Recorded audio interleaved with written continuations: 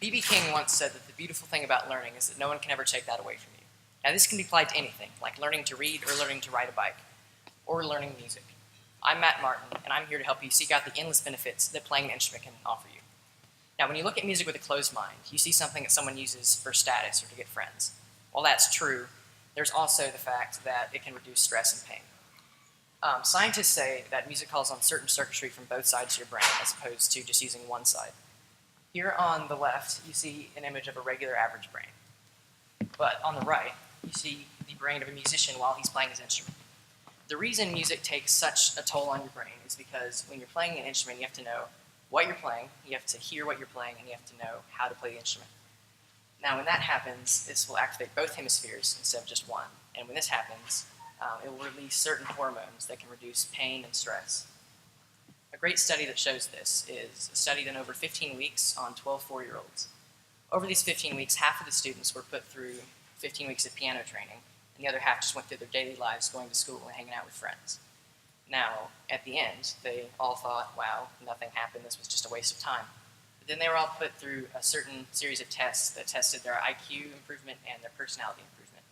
And much to their surprise, the ones who took piano lessons actually progressed very much over all the others. Now, the study doesn't stop here. After 20 years, the ones they could keep in touch with, they brought back to take a similar series of tests modified for adults after they'd gone through school and college. Now, the 24-year-olds, most of them had given up piano. It was just for a study. They didn't care. Their parents were getting paid for it. But what they realized at the end of the test was that even if they had quit piano, even if they didn't care, they don't care about music, they had still progressed much farther over the others without any effort whatsoever. This shows how even if music is just sitting in the back seat of your car, not even your main focus, it can still improve your health and everything. A great example of this is my mentor, Mr. Colley. Mr. Colley is an English teacher at the Oak Ridge School, and if you didn't already know, he also plays guitar. When in middle school, he was one of his favorite hobbies. He played in bands, he played all the way through high school. And then when it was time to choose a career, he decided that he would go a safer path and choose literature.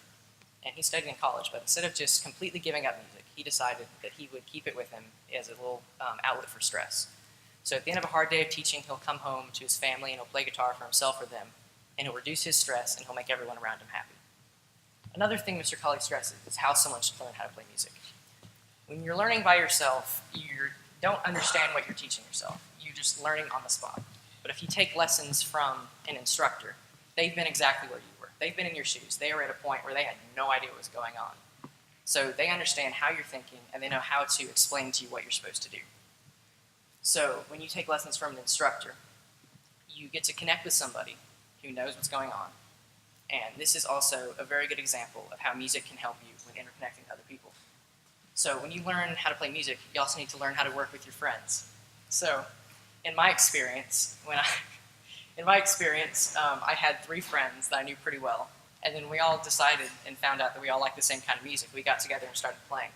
And over the first few weeks it was hard, but then it morphed into new friendships that were just the greatest friendships I've ever had in my life so far. But with this comes a certain hurdle, which is when you discourage other people. So if someone plays something and they mess up and you say, "Oh, that was horrible, you should quit music forever,"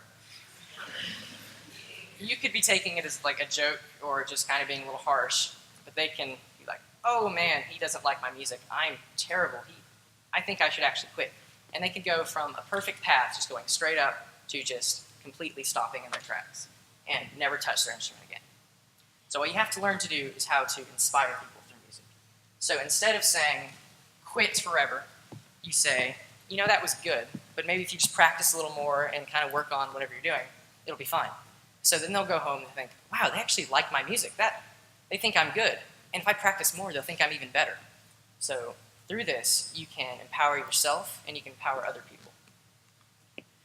When you're playing an instrument, you can learn how to reduce stress. You can learn how to reduce stress in yourself and other people, improve your own health, improve other people's health by making them happier.